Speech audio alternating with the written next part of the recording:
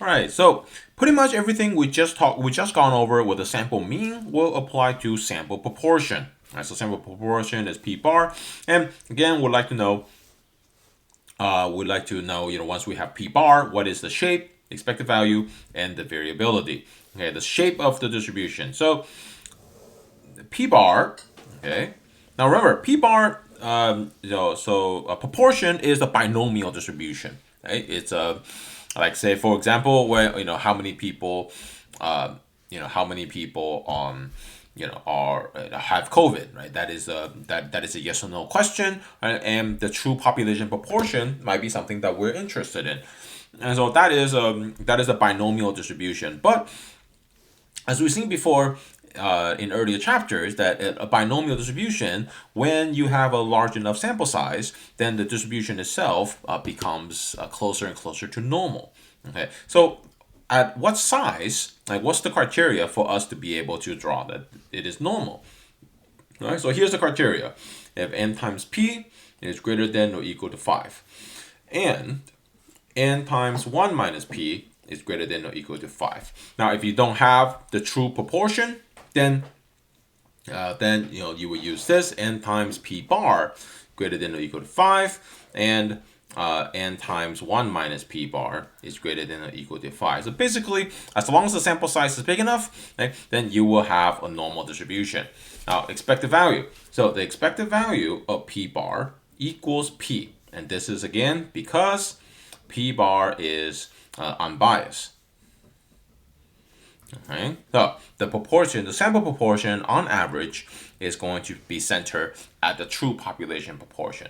Now, what is the standard error? The standard error of p bar equals the square root of p times 1 minus p over n. Okay, all right, let's pre-solve this together and see what kind of questions we can answer. Suppose 72% of students on campus prefer on-campus housing.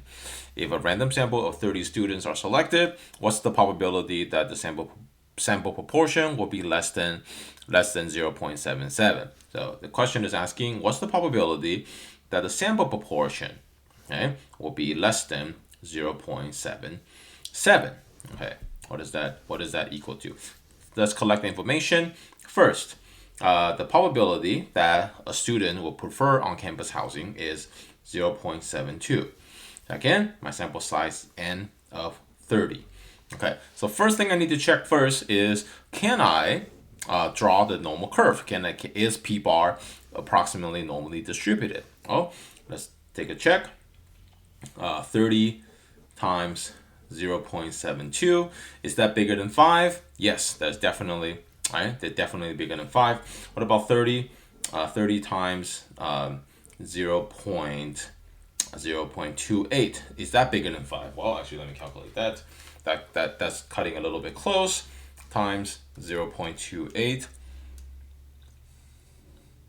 8.4. Good. Okay, so that equals to 8.4, which is also greater than 5. So good, this checks out. Then that allows me to draw the normal distribution, normally distributed. Okay, so sample size large enough, right? Then p bar is normally distributed.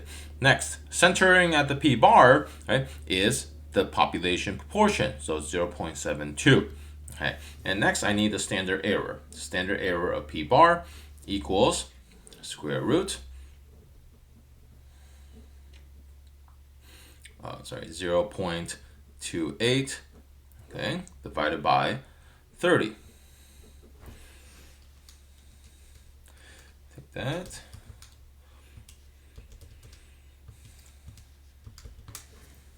Okay, 0.08. Let's just call it 82. Okay, now I can say, okay, what's the probability that I will find a sample proportion? I will observe a sample proportion that is larger than 0.77. If I'm here, once I establish all that, then I can just go use the app. Okay, I will still go to normal distribution.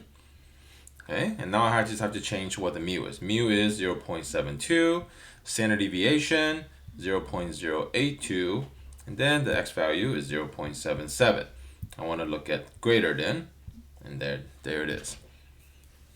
0.27. Okay. All All right. And that's it for sample distribution.